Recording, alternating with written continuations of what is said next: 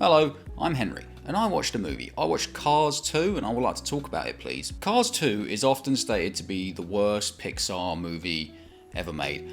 I can't say that because I haven't seen every single Pixar movie. Of the ones I have seen, though, it is by far the worst. Why, though? Well, the reasons are many. It is a spy movie for some reason. The story is a total mess.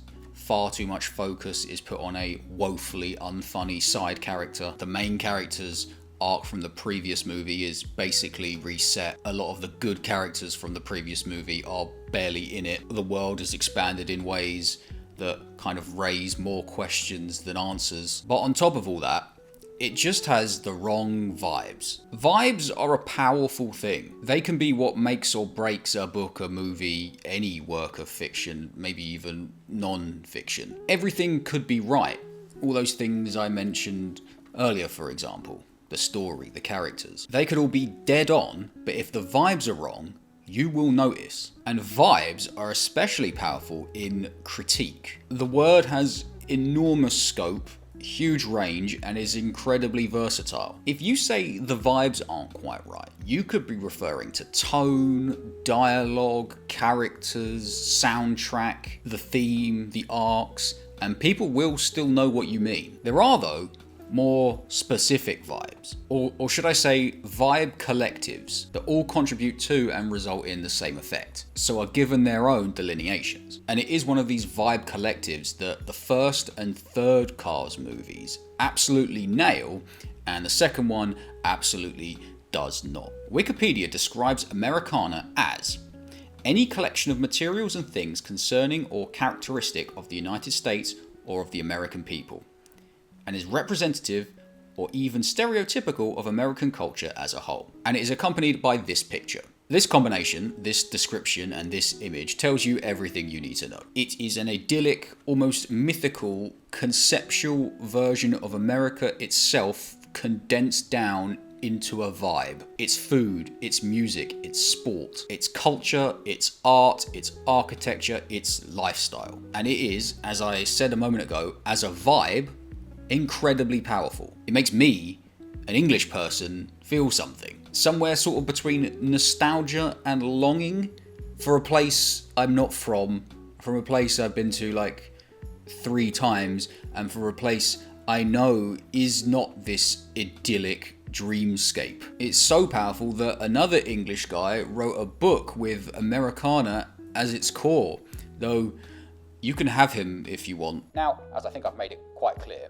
I love Neil Gaiman. He is a creative genius, he is an outstanding author, and if there is any justice in the world, he will be a Knight of the Realm one day. The Emplemon YouTube channel also has a through line of AmeriCARna to its content, if you want another example, with videos about McDonald's and Coke, poker and NASCAR. Keep NASCAR in mind because it will be coming up in a bit. The Percy Jackson series is another example, being modern retellings of classic Greek myths all wrapped up in the stars and stripes, the red, white and blue of America. But it's not something you get just from setting your story in America. Like The Avengers is set in America, it even has a guy in it called Captain America, but it isn't an AmeriCARna movie. But on the other hand, it is something you can get whilst not setting your story in real-world America, as we are about to see. I don't think we've got a British equivalent, or what that would comprise of. Cottages and tea, football and royalty.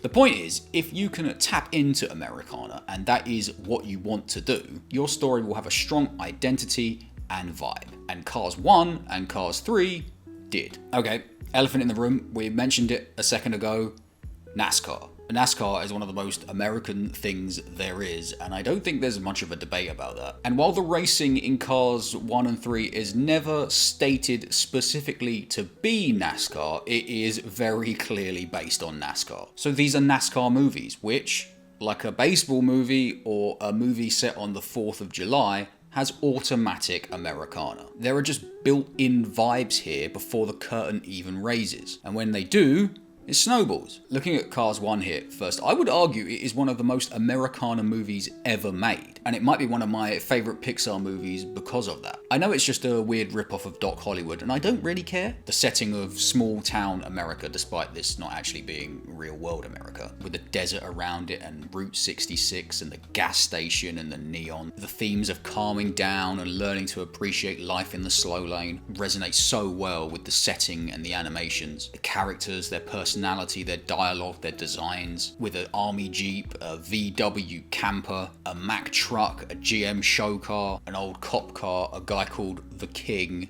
and Mater. The voice acting, Paul Newman, need I say more? And the soundtrack, oh my god, the soundtrack. Life Could Be a Dream, Get Real Gone, Life is a Highway. All of this is Americana perfection.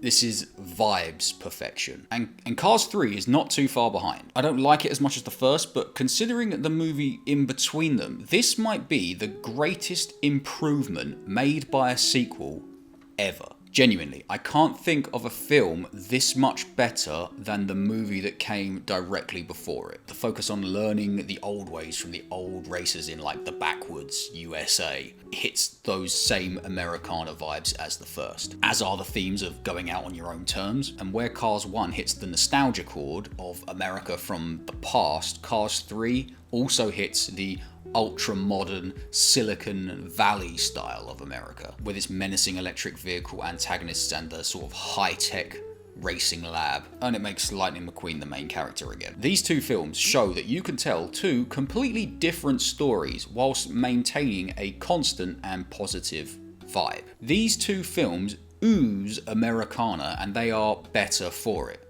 Cars 2 does not. Seeing as we addressed NASCAR first in the last section, let's do that again here.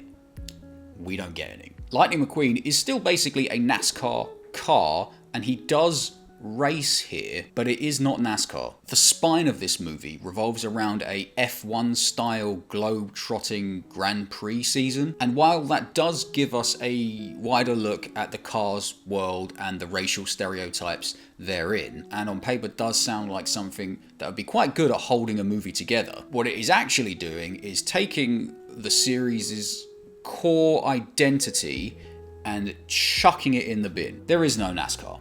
So what is left? Spy stuff. Specifically, James Bond style spy stuff, which is frankly a terrible choice for a Cars movie in general, but I would also argue is the antithesis of Americana. James Bond is something I would put under whatever the British equivalent of Americana is. And yet here it is, front and center. So is there any Americana in Cars 2? Kinda? For the fleeting moments we are in Radiator Springs, namely the beginning of the movie and the cuts to it throughout. Though this, I would say, is residual Americana left over from Cars 1 and is not part of this movie's identity. Plus it is undercut by some truly wretched comedy from our new main character. The reverence around the Doc Hudson character, though, is part of this movie's identity. With Paul Newman passing away between the first and second movies, his character is treated with this sort of golden age tint, with this sort of 50s, 60s art deco feel. It is very Americana, as is the way he is treated, in a very similar way to real world athletes from a century ago who have since passed. Your Babe Ruths, your Jim Browns, your Muhammad Alis. And I'm not saying other nations don't venerate their deceased athletes. I mean, Bobby Moore says hello, but no one does it quite like the US. We've got a Weezer song on the soundtrack, and they are very Americana, but we've also got Robbie Williams. Nothing says the US of A like this gremlin from Stoke, and that's kinda it, which goes to show just how much is missing from this movie's soul, from its identity, from its vibe. Is this fixable?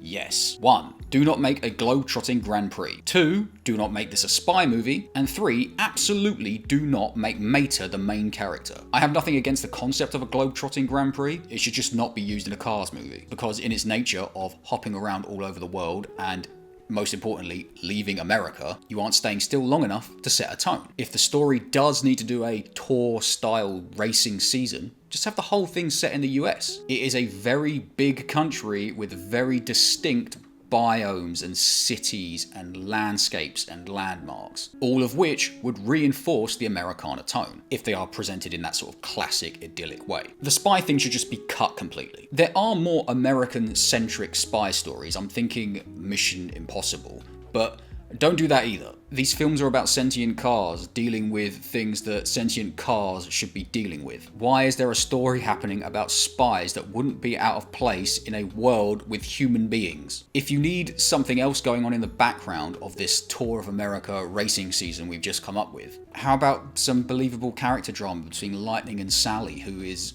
inexplicably barely in the movie proper? How about we get some seeds sown for Lightning's relationship with Doc that will happen in the third movie? How about we properly tackle this portion of McQueen's life? He's a rookie in the first movie, he is a veteran in the third movie, so how about we have this movie focusing on his prime? And if these ideas for subplots feel like they are too Lightning McQueen centric, I would remind you that he is supposed to be the main character. Yes, I cannot stress enough just how poor the spy stuff is, but by far the worst thing this movie did was make Mater the main character. It is unacceptable. I understand that some kids like this character and it is a kid's movie, but that is not nearly excuse enough for the prominence put on this character. He is just bearable enough in the first movie.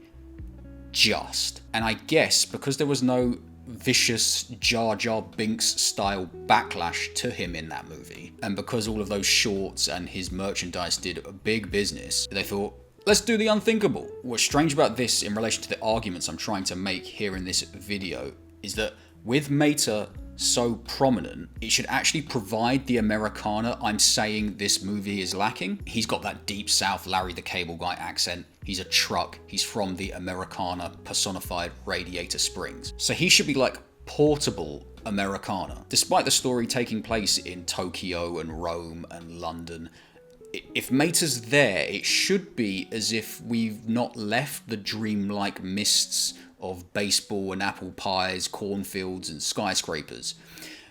But it isn't. He is just so annoying. He's just so woefully unfunny. And the spy shenanigans he gets up to are just so pointless and unbelievable that it cancels out any positives he may bring. So in this hypothetical version of a fixed Cars 2, just reduce his role to what it was in the first movie. Or, more preferably, and as I think the writers discovered with Cars 2, reduce his role even further to what it's like in Cars 3. He is a side character. Keep him that way. If you did that, you could allow Lightning McQueen to become a symbol of Americana up there with his namesake. The point I'm trying to make here is, if you absolutely nail a vibe with a story, and you ultimately want to make a sequel to that story, don't throw the vibe away. You can tweak it, you can twist it, you can change it here and there, but do not get rid of it entirely. Especially when the vibe is the best thing, when it's almost more of the movie than the story and the characters. I'll admit, Cars 1 is not a brilliant movie. As I said, it took the story from a different movie, the arcs are basic, some of the characters aren't that great, but it has a truly brilliant vibe. Cars 2 ripped that vibe out, lost it, and was surprised when there was nothing left, and it took them 6 years to find it again. Hello, thanks a lot for getting to the end of the video. Like and subscribe, all that good stuff. Next video, fanfic bingo in Yu-Gi-Oh! R number 3. There shouldn't be any delays or missing weeks because of Christmas. My schedule is nice and relaxed and spread out to account for stuff like that. And as this is the last video of the year, have a good Christmas and a Happy New Year, everybody.